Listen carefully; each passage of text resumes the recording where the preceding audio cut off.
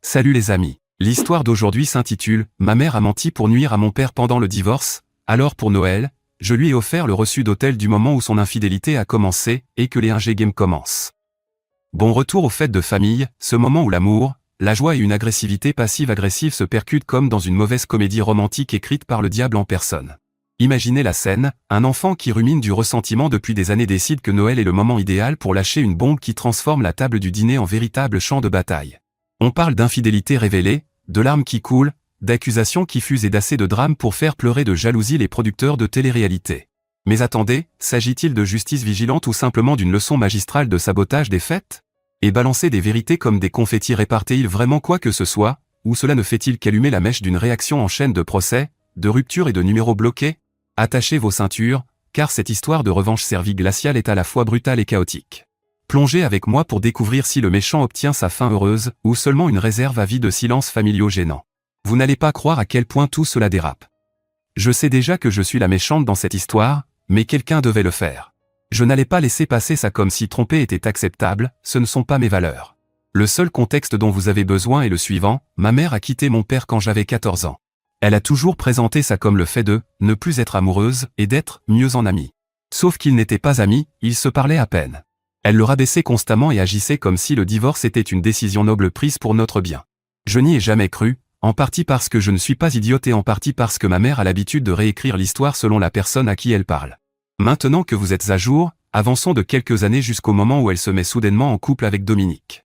Je n'aimais déjà pas ce type avant même de savoir ce que je sais maintenant. C'est le genre de personne qui s'attend à ce que tout le monde le traite comme s'il était le joyau le plus brillant du tas. Il adore des phrases comme « Je suis un vrai homme parce que je subvins aux besoins », et sa préférée, ta mère a beaucoup souffert avec ton père, mais maintenant c'est moi qui prends soin d'elle. Il me traite comme un chat errant irrespectueux que ma mère aurait recueilli, alors que je ne leur ai jamais demandé un centime. Ils sont mariés depuis presque 9 ans.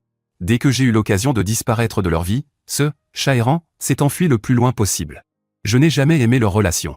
Tout s'est fait trop vite, et ma mère était toujours extrêmement sur la défensive concernant la chronologie, vous savez, quand la version originale ne tient pas la route, on en invente une nouvelle. Puis j'ai trouvé le reçu. En octobre, je gardais la maison de ma mère pendant qu'elle et Dominique étaient en croisière. J'ai accepté parce qu'ils me payaient et que je n'aurais pas à les voir. Je m'ennuyais. Ils ont encore la télé par câble et le Wi-Fi est catastrophique. En cherchant un livre à lire, j'ai trouvé la preuve. Il y avait un dossier intitulé « Impôt 2014 », ce qui est hilarant, parce que quiconque connaît ma mère sait qu'elle étiquette volontairement mal ces dossiers pour empêcher les gens de regarder dedans. Si vous cherchez les recettes de famille, vous devez ouvrir le dossier « Voyage à la plage 2007 ».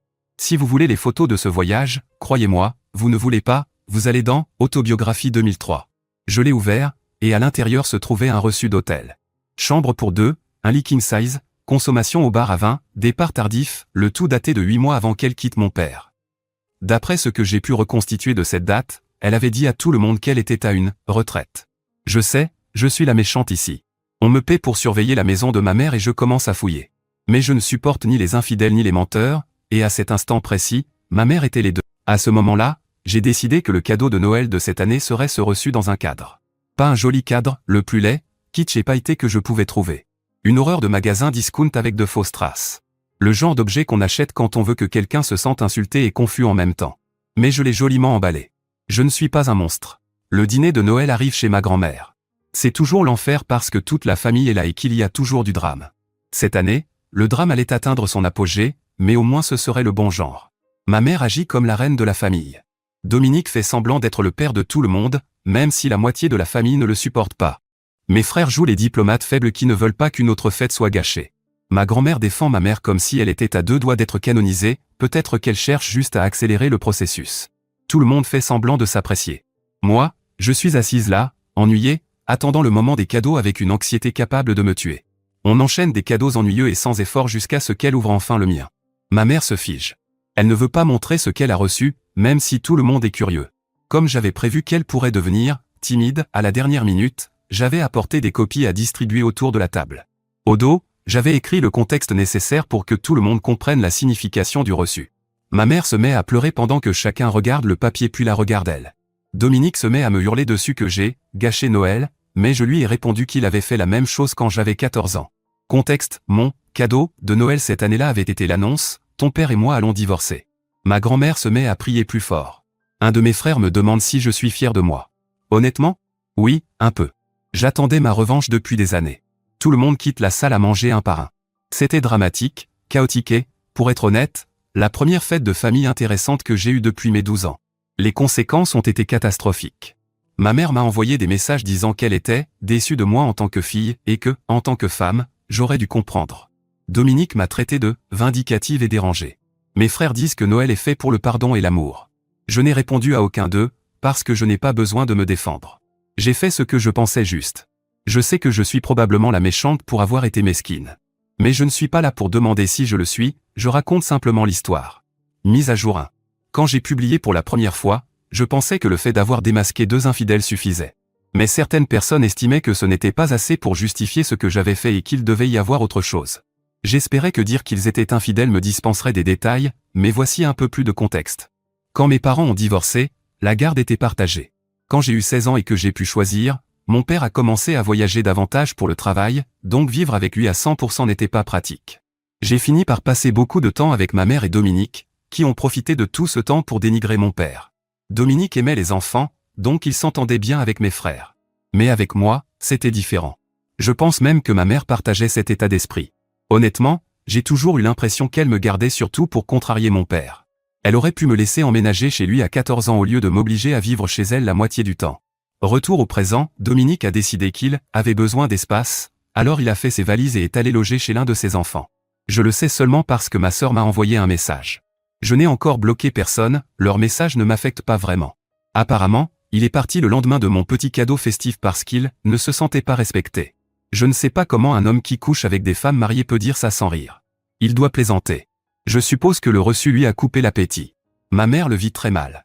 Elle m'a appelé 8 fois en une seule matinée, ce qui n'est pas normal puisqu'on se parle à peine. Petite parenthèse, pourquoi ai-je gardé sa maison si on ne s'entend pas? Parce que je devais simplement rester là-bas pour gagner un peu d'argent sans les voir. Ils ont laissé la clé sous une décoration et je suis parti des heures avant leur retour. Honnêtement, j'aurais pu dire que j'avais surveillé la maison tout en restant chez moi, ce que j'ai fait après avoir trouvé le cadeau. L'argent était déjà posé sur le comptoir de la cuisine. Désolé de ne pas être assez riche pour refuser 500 $ pour une semaine de gardiennage. La moitié des messages vocaux laissaient entendre ses sanglots parce qu'elle n'arrivait pas à croire que je l'avais humiliée, et l'autre moitié insistait sur le fait que j'avais mal interprété le document. Je ne citerai pas le vrai nom de l'hôtel, mais s'il s'était appelé « Venez tromper votre partenaire ici », ce serait plus honnête que son véritable nom. Elle répétait qu'elle n'arrivait plus à respirer et que son mariage était en danger. Je ne vois pas pourquoi elle agissait comme si j'avais personnellement ouvert la porte de l'hôtel et les avais traînés à l'intérieur par les chevilles. Ils ont réservé la chambre, moi, je me suis contenté de recycler la preuve. Quelques jours plus tard, ma grand-mère a décidé qu'elle allait tout arranger et a organisé une de ces réunions où la matriarche parle et tout le monde doit écouter. Je n'aurais raté ça pour rien au monde. C'est comme allumer des feux d'artifice et se retourner pour regarder. Quand je suis arrivé, ils étaient tous assis en cercle. Ma mère tenait un mouchoir pour essuyer le sable dans ses yeux. Elle pleurait ou faisait les bruits, mais aucune larme ne sortait. Dominique avait l'air d'être retenu là sous la menace d'une arme, peut-être que ma grand-mère avait engagé un sniper de son église. Ma grand-mère a commencé avec le discours classique du « Nous sommes une famille ». J'ai tout de suite compris que ce serait une de ces réunions où l'on fait semblant de résoudre les problèmes alors qu'on cherche surtout quelqu'un à blâmer pour obtenir des excuses. Spoiler, cette personne, c'était moi. Chacun a pris son tour pour me dire la même chose, j'avais gâché Noël, rouvert de vieilles blessures, ouvert la boîte de Pandore, que c'était de l'histoire ancienne, et que maman avait ses raisons. J'aimerais bien connaître les raisons de coucher avec un autre homme en étant marié. Une des filles de Dominique était là aussi, lui frottant le dos pour le réconforter. Puis elle a fait quelque chose qui, j'en suis sûr, ne s'est pas déroulé comme il l'espérait. Il s'est avéré qu'elle avait des captures d'écran de messages où ma mère parlait de mon père depuis des années. Des choses comme quoi il nous avait abandonnés et que j'avais hérité de sa froideur. Elle critiquait même mes frères. Rien de tout cela ne m'a surprise, mais mes frères avaient l'air de découvrir que le Père Noël était un criminel. Ma mère a essayé de se défendre, mais c'était pathétique. Elle a remercié sarcastiquement sa belle-fille, qui affichait un air de « Qu'est-ce que j'ai fait de mal ?» C'est là que les choses sont devenues intéressantes. On a cessé de parler de moi et tout est devenu chaotique. Je suis restée assise à manger un muffin en profitant du spectacle. Puis, de nulle part, Dominique a dit qu'il devait soulager sa conscience. Il a admis que lui et ma mère étaient émotionnellement liés avant le divorce, mais que ce n'était pas une vraie liaison. Je ne sais pas ce que ça veut dire. Soit on est dans un lit d'hôtel ensemble, soit on ne l'est pas. Il n'existe pas de demi-tromperie. Je doute qu'ils aient loué une chambre pour tout un week-end juste pour s'asseoir sur le lit et se tenir la main. Si c'est le cas, Ils sont encore plus idiots que je ne le pensais. Il a aussi parlé d'une simple erreur et ajouté que nous péchons tous, alors que celui qui est sans péché jette la première pierre. Je n'étais pas préparé, donc je n'avais pas de pierre. Le muffin n'était pas très dur non plus, mais c'est ce que j'ai lancé à la tête de Dominique. C'était assez drôle de le voir rebondir sur lui. Ma grand-mère m'a dit que je n'aidais pas. Évidemment. Je n'étais pas venu pour aider. Mes frères ont commencé à s'en prendre à ma mère et à Dominique. Puis tout le monde s'est mis à se disputer sur la chronologie comme si cela allait tout réparer. Comme il tournait en rond et que j'avais sommeil, je suis parti. J'espère ne pas avoir raté la meilleure partie. Mise à jour 2. J'ai eu une rencontre intéressante avec l'ex-femme de Dominique. Il était déjà divorcé d'elle quand sa liaison a commencé. Mais après avoir appris ce que j'avais fait, y compris l'incident du muffin, elle a dit vouloir me parler et me montrer certaines choses. Qui suis-je pour refuser encore plus de drame? Surtout quand ça ne me nuit pas et que c'est divertissant. La rencontre s'est bien plus mal passée pour Dominique que je ne l'avais imaginé. Ma relation avec sa fille a toujours été neutre, mais il semble que ma mère ait développé un besoin de garde partagée juste pour être vindicative envers Dominique. Parce que lui a fait la même chose une fois sa relation avec ma mère rendue publique. Jusque-là, sa fille comptait moins pour lui que, moi. Il la voyait à peine. Cela a changé quand il a recruté l'aide de ma mère. La première chose que son ex-femme m'a montré, ce sont des captures d'écran de messages entre ma mère et Dominique datant de plusieurs années. Dominique disait à ma mère quoi déclarer au tribunal au sujet de son ex-femme. Des paragraphes entiers expliquant que, lorsque sa fille venait chez nous, elle montrait des signes de maltraitance mentale et physique de la part de sa mère. Des accusations comme le fait qu'elle l'aurait violemment secouée, ou qu'elle faisait venir des hommes chez elle. Rien de sexuel, mais assez pour faire tiquer un juge. Tout cela avait été découvert par la fille en fouillant dans le téléphone de son père. Il y avait aussi des messages sur la liaison et sur le fait qu'il était préférable d'obtenir la garde principale, pour éviter de payer une pension alimentaire et au contraire en recevoir, ce qui est exactement ce que ma mère et Dominique ont obtenu de leurs ex-conjoints. Enfin, l'ex-femme m'a dit qu'elle prévoyait d'intenter un procès contre Dominique pour des années de pension impayées et pour lui avoir enlevé sa fille pendant tout ce temps. La raison pour laquelle elle voulait me parler était de savoir si mon père se trouvait dans une situation similaire avec ma mère. Elle m'a demandé les coordonnées de mon père. J'en ai parlé avec lui, il a accepté, et je les lui ai données. Et moi qui pensais que le reçu d'hôtel était le sommet. J'ai une place au premier rang pour tout ça. Je ne sais pas encore s'ils ont parlé, mais je vais bientôt appeler mon père pour avoir les dernières nouvelles. Mise à jour 3. Je peux enfin vous dire ce dont j'ai parlé avec mon père, même si j'ai dû attendre une semaine entière. Je crois que je l'ai appelé tous les soirs pour avoir des nouvelles. Il avait échangé des messages avec l'ex de Dominique, mais il n'avait pas encore eu leur première réunion pour faire tomber Letty, ma mère, et son amant. Mon père va utiliser les preuves écrites et même le même avocat que l'ex de Dominique pour poursuivre ma mère. Je l'appelle maintenant Letty parce que ça lui va bien. Dominique est son vrai nom, je n'ai même pas cherché à le cacher. Apparemment, il y a eu une réunion familiale sans moi. J'ai été banni de ces événements pour avoir lancé de la nourriture. Mais voici ce que je sais, pendant que tout le monde criait, ma grand-mère s'est évanouie. Elle a heurté le mur en tombant. Ça paraît horrible, mais elle va bien, tout comme le mur. Elle répétait, cette famille est maudite depuis le divorce, ce qui est ironique puisque la séparation à l'amiable n'a eu lieu que parce que mon père ignorait l'infidélité. Lors de cette réunion, ma mère a complètement craqué. Elle a dit que je l'humiliais par sport et que l'ex-femme de Dominique était mentalement instable et jalouse. Si c'est un sport, au moins c'est bon pour ma santé, non? Elle criait que j'étais obsédé par elle, déséquilibré, et qu'elle n'avait pas eu d'autre choix que de se protéger. Se protéger de quoi? Je n'ai même pas élevé la voix contre elle avant le désastre de Noël. Dominique a aussi eu son moment pendant que ma grand-mère voyait des étoiles. Il a affirmé que ma mère lui avait menti et qu'il ne savait pas qu'elle était encore en couple. Il pensait qu'elle était déjà en plein divorce, parce que c'est ce qu'elle lui avait dit. Qu'il ne s'aimait plus. Cette dernière partie est peut-être la seule chose vraie qu'il ait dite, au moins du côté de ma mère.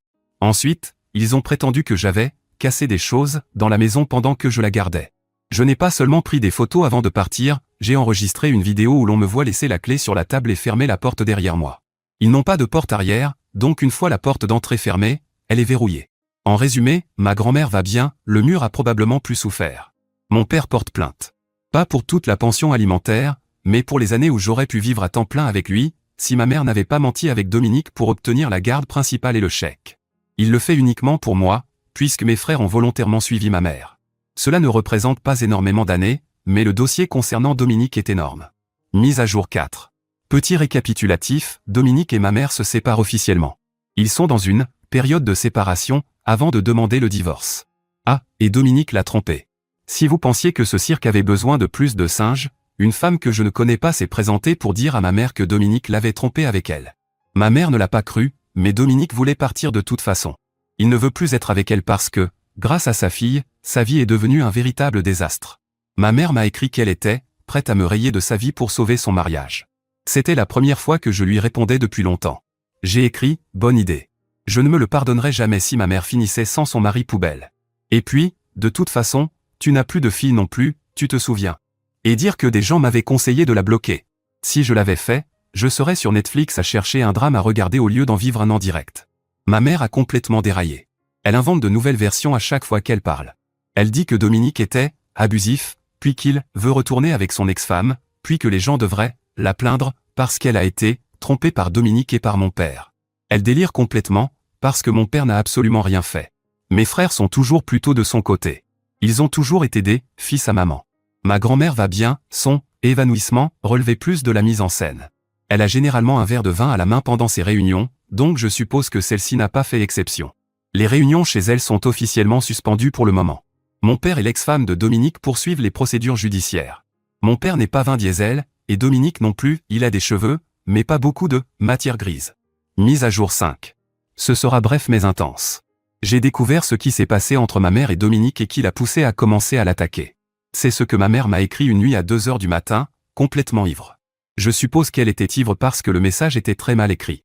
Ma mère s'est rendue à l'endroit où Dominique logeait. Elle a convaincu le propriétaire qu'elle était sa femme et qu'elle voulait préparer quelque chose de romantique. Elle a acheté des courses et a même parlé au gérant de la lingerie qu'elle comptait porter. Trop d'informations, maman. Mais si j'ai dû le lire, vous aussi. Ils l'ont laissée entrer, elle a commencé à tout préparer, puis Dominique est arrivé avec une autre femme.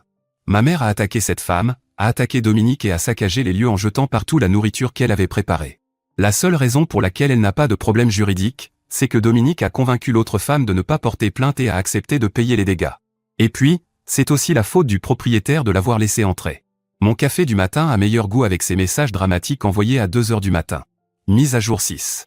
Je suis un peu triste, ma vie ne sera plus la même après ça. Je pense que vous aviez raison de dire que j'aurais dû éviter tout ce drame, mais je n'ai pas pu m'en empêcher. Je suis triste parce que le drame touche à sa fin. D'abord, ma mère m'a bloqué.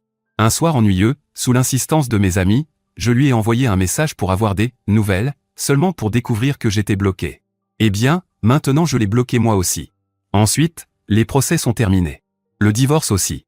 Mon père a pu récupérer une partie de l'argent que ma mère avait obtenu de manière malhonnête. Il m'a finalement dit que cela représentait environ 22 000 $. Ce n'est pas vraiment de la petite monnaie. J'ai eu des mois de divertissement pour le prix d'un gardiennage de maison à 500 $. Les meilleurs 500 $ que j'ai jamais gagnés. Obtenir des détails sur le procès de l'ex-femme a été plus difficile. Mon père ne voulait pas m'en parler, et l'appeler moi-même me semblait impoli. Mais je suis resté en contact avec la fille de Dominique. Avant que je vous donne le montant, prenez une gorgée de votre boisson préférée pour pouvoir la recracher, 155 000 $. Et vous savez ce que ça m'a coûté ? 1 $ pour le cadre et 2 $ pour le papier cadeau. Une vraie affaire, si on ne compte pas les avocats. Dernière information croustillante, ma mère ne m'a heureusement pas dit qu'elle l'attendait réellement dans la lingerie qu'elle avait achetée. Ce n'est pas une image dont une fille a besoin. En plus, la petite amie maîtresse de Dominique a causé encore plus de dégâts après le départ de ma mère, parce qu'il a essayé de la dissuader de déposer plainte après que ma mère lui a arraché des poignées de cheveux. Dominique voulait que le divorce soit aussi simple que possible pour économiser sur les avocats, mais ma mère voulait se battre pour tout. Alors voilà, c'est la fin. C'est doux amer, mais je savais que ce jour arriverait. Alors, ma famille YouTube, voici mon avis sur cette histoire. La fille nourrissait clairement une colère profonde à cause de la trahison de sa mère, et révéler tout cela avec ce reçu d'hôtel encadré a été une option nucléaire qui a tout fait exploser sur son passage. D'un côté, on ne peut pas vraiment lui reprocher d'avoir craqué après des années de mensonges, de médisance et du sentiment d'être un dommage collatéral dans le chaos créé par ses parents. Sa mère, appelons-la Letty, et Dominique ont construit ils vécurent heureux, sur une base de tromperie, en trompant leurs conjoints et en manipulant les batailles pour la garde des enfants à des fins financières. Il n'est donc pas étonnant que la fille se soit sentie justifiée dans sa vengeance, les infidèles font rarement face aux conséquences sans que quelqu'un les y force. Et honnêtement, les retombées avaient une certaine ironie poétique, la liaison de Dominique révélée, des mariages qui s'effondrent et des poursuites judiciaires pour récupérer des pensions alimentaires indûment perçues, comme les 22 000 $ que le père a récupérés et les impressionnants 155 000 $ venant de l'ex-femme de Dominique. Cela a renversé la situation, montrant à quel point le karma peut frapper fort lorsque les secrets remontent à la surface. Mais de façon réaliste, était-ce la décision la plus saine ? Probablement pas. La mesquinerie de la fille, aussi divertissante soit-elle, l'épisode du muffin compris, a fait grimper les tensions familiales à un niveau irréversible.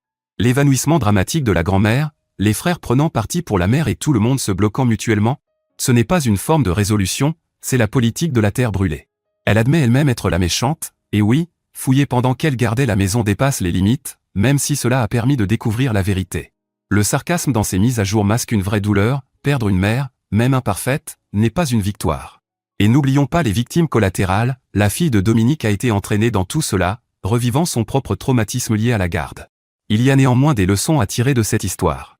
L'honnêteté est non négociable dans une relation, la toile de mensonges de Letty et Dominique a empoisonné tout leur entourage, prouvant que les liaisons ne blessent pas seulement les conjoints, mais se répercutent sur des générations. La vengeance peut sembler délicieuse au début, mais elle laisse souvent un goût amer. La fille a obtenu son divertissement, mais au prix de liens familiaux qui ne se répareront peut-être jamais. Si vous portez des rancunes, la thérapie ou une confrontation directe valent mieux qu'une humiliation publique.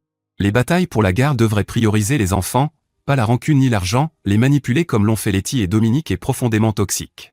Parfois, partir est le véritable acte de pouvoir. La fille les avait initialement coupés de sa vie pour une raison, rester pour le drame n'a fait que prolonger sa propre souffrance. Au final, cette histoire est un avertissement, exposez les mensonges si vous le devez, mais demandez-vous si l'explosion vaut vraiment ses conséquences. Les familles sont compliquées, mais la guérison commence par le pardon, ou au moins par des limites saines. Qu'en pensez-vous, un démantèlement héroïque ou un chaos inutile ?